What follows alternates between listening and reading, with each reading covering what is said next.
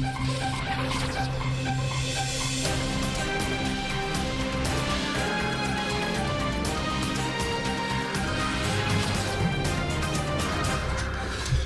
dan, iz ljubljanskega studia 136, to so Vesti na vesti. Ni padla atomska bomba, veš? Očitno. Dnevi pirhov, šunke in potice so za nami in počasi bo spet treba zatiskati pasove. No, prvi vladni minister Pahorjev Borut je že pred prazniki razmišljal o tem, kako zatiskati pasove. Predlagal je nižanje stroškov, kar bo pomagalo Sloveniji, da iz krize pride še močnejša, debelejša in ovalnejša.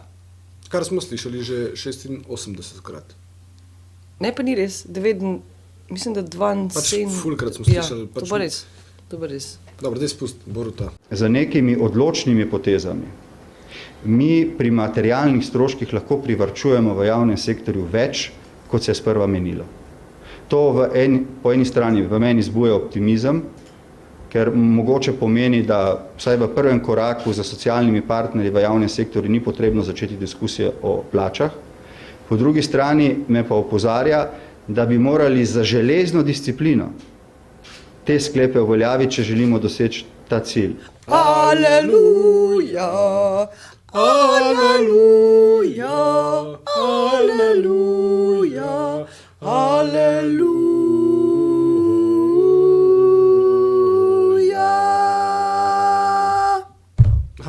Premier Pahor se je pri razlagi razvojnega dialoga še posebej potrudil in ga predstavil tudi gluhim. Morda bi kul izpadlo, če njega utišeš in zadnji samo spustiš neko glasbo ali pa tudi ne odloči se sam. Kaj v redu? Gre za nek poseben institut, ki poskuša dobiti mnenja, stališča, predloge, kritike, pohvala vas že vznemeri, za to, da poskušamo oblikovati nekaj, čemur bi jaz pogojno rekel, tretje slovensko družbeno soglasje o naših ciljih, zato da pravzaprav določimo neke parametre našega razvoja, da bodo ljudem jasni, da bomo imeli v družbi konsenz in da se bomo potem lahko znotraj njih za posamičnimi ukrepi gibali. Torej, da ukrepe, ki se zdaj zdijo... Pred velikonočnimi prazniki pa o varčevanju ni razmišljal le premier, ampak tudi kulturna ministrica Majda Širca. Ministrica se bo varčevanja lotila na proslavah. Nas pa je zanimalo, kako gredo skupaj domoljubje in proslave. Ne, varčevanje. Bi rekel, sam če bi imel, ne vem, recimo Danila Tirka ali pa kaj takega. Za vse tiste, ki ste pozabili, prilagamo njegovo fotografijo. Daj spust posnetek. Domoljubje so že same proslave in to je pomembno sporočilo, konec koncev, da mogoče se tudi zaradi tega tako oklepamo tolikih proslav, da bi tudi z njimi nekje utrdili mogoče nekaj, kar mora biti manjka. Nekdanji minister in član strokovnega sveta SDS Gregor Virant pa je izrazil svoje mnenje o poimenovanju Ljubljanske ulice po Josipu Brozu Titu. A še nismo nehali s temi Titoti. Veš, jaz bi se lahko razpočala tako jajc. Pa je bilo čisto cool. Daj pokaž Titota. Tito je bil pol jajco enkrat, se me zdi. Nekaj tazga. A nisem jaz. Pirhi. Jej. To ljudi razdvaja in mislim, da je dovolj drugih, že tako imamo dovolj drugih tem, ki Slovence razdvajajo in res ni treba, da bi jih razdvajali še s poimenovanjem ulic. Veliko ljudi je, ki jih to žali, ki jih to prizadane, ki imajo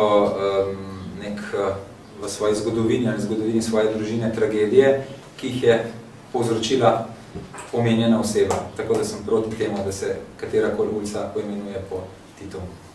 Na Celjskem Britafu. Pa če mi ona kitica gre po glavi. O Titovi ulici se je izrekel tudi svetniški klub SDS. A veš, svetniški, ne? Svetniki pa to. Svetniki, no, crkveni, ne če vem, da veš, ko si tudi v cerku hodil, pa ministriral si, pa še nekaj. Dejstvo pa je, da vsakršno spodbujanje sovraštva ali netanje nestrpnosti med ljudmi predstavlja po našem kazenskem zakoniku kaznivo dejanje. In ne moramo se znebiti občutka, da je šlo v tem primeru s tem predlogom ravno za to. da je bilo to sproženo zato, da se bo sprožil nek nemir med ljudmi, neko sovraštvo in to je zadnje, kar Slovenija, pa seveda tudi Ljubljana potrebuje. Slovenija, Slovenija, Slovenija. Kulturac. O Young Guns turu komentar dneva Tonica Hunek. Pozdrav še z moje strani, drage gledalke, dragi gledalci. Najbrž da je moj namen ta, da nekaj več povem o sami turneji Young Guns in da seveda povabim na veliki finale, ki bo v četrtek v Ljubljani. Sam namen glasbenega natečaja pa, kot najbrž da že veste, je izbor oziroma podpora nekim mladim, obetavnim glasbenim skupinam in glede na to, da je glasbenih natečajev v Sloveniji v zadnjih letih vsaj toliko, kakor podjetij v stečaju, je mogoče fajn, da se najprej Young Guns Tour nekako umesti. 6. leto poteka in tisto, kar je ključno, je predvsem ta kontinuiteta. Druga stvar, ki nas mogoče majčkeno loči od preostalih natečajev, ki so bodi si raznorazni tuji licenčni natečaji ali pa natečaji narejeni iz različnih študentskih klubov, ki potem poskušajo predvsem zapraviti letni proračun. Za razliko od tega in ob dejstvu, da pač obstajajo tudi dobri natečaji, primer klubski maraton, bi bilo mogoče fajno povedati to, da Young Guns Tour se v letošnjem letu zelo ločil mogoče od nekaterih ostalih natečajev s tem, da je pridobil eno močno bazo tudi tujih bendov. Med 15-terico letošnjih finalistov, ki smo jih izbrali na razpisu, je kar 7 hrvaških bendov, kar je seveda posledica tega, da je lani zmagala hrvaška skupina. In tudi v Ljubljani med 5 finalisti bojo kar 3 mladi obetavni hrvaški bendi, ki imajo veliko za pokazati in mogoče je najlepša stvar to, da vas pač povabim na ta koncert, glede na to, da pač imate mogoče enkrat na leto priložnost videti anonimne mlade glasbene skupine, med katerimi jih je kar 5 vrhunskih, med katerimi so kar 4 že izdali prvenec in torej v četrtek 16. aprila ob 21. uri, točen začetek, pričenjajo najprej The Cow Monkeys, izjemna istrska skupina, potem sledijo Grimski, najbrž da Ljubljančane oziroma mariborsko navezo, ki igra temačni pop disco, kor že dobro poznate, potem sledijo Fly Spoon in za zaključek še 2 hrvaška benda Koh in Cojones. Vsi obiskovalci prejmete tudi brezplačen CD ob nakupu vstopnice in vabljeni torej vsi 16. v četrtek ob 21. uri v Galo Halo na Metelkovo pogledati 5 novih bendov in najdete nove favorite na klubski sceni. Alternativno kulturno društvo Trbovlje se je v dobrem letu uradnega delovanja uveljavilo kot institucija, ki promovira in ponuja glasbo, film, prostor, zabavo za savski mladini. Kljub vsemu trudu in nizki vstopnini pa mladina še vedno ostaja pred dvorano, namesto da bi šla zunaj ven in pol šla nazaj not in pogledala, kje pa če je dvorana drugač bila postavljena. Ker drugač je bilo pa ful čudno, če ne bi dvorane postavili, bi bila tako brez stene, pa ne bi bila dvorana. In pol bi... Ne vem, se bom vrgel v vode današnje politike in bom rekel, da vlada recesija. Recesija vlada v tem pogledu, da pač nujno potrebno iti v trgovino in nabaviti enormne količine alkohola, tako da za koncert pač za vstopnino, ki je itak minimalna. Čak 3 evre. 3 evre, ja. Pač ljudem nažalost ne ostane. Jutri se bo v stari elektrarni mestni Ljubljanski pričel celinkin festival Bodi Godi, ki bo do 30. aprila postregal z raznovrstnimi kot pirhi raznolikimi koncerti. Tole je kratek dražilnik. Draž, harči. V katerem bi se naj po nepreverjenih iz zadnjih kuluarskih informacijah pojavil tudi Turek. Ne prilagamo ničesar. Zakaj pa ne?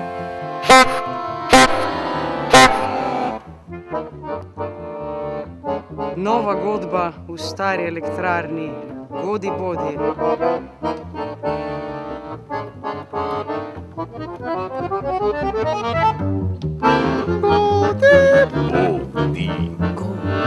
Bodi.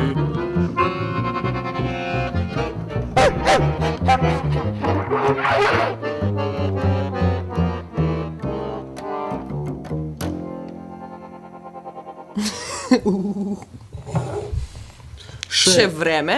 Ureme. Vreme. Ureme. V kot vrana. Tako hudo, uroče, pa spet ni.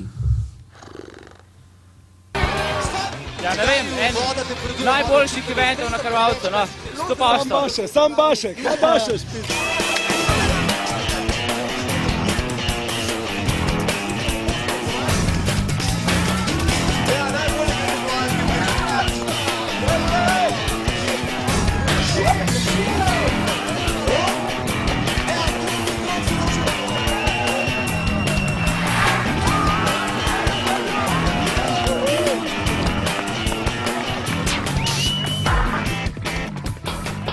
Iz ljubljanskega studia 136, to so bile vesti na Vesele vesti. vesti na vesti.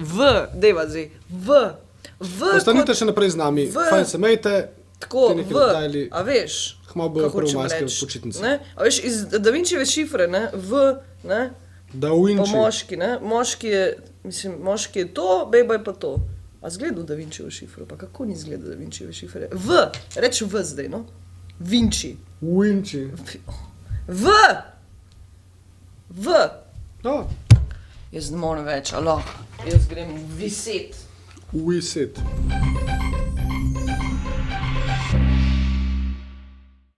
Jaz smo še kavico spili, no pa gremo. Ja, ne vem.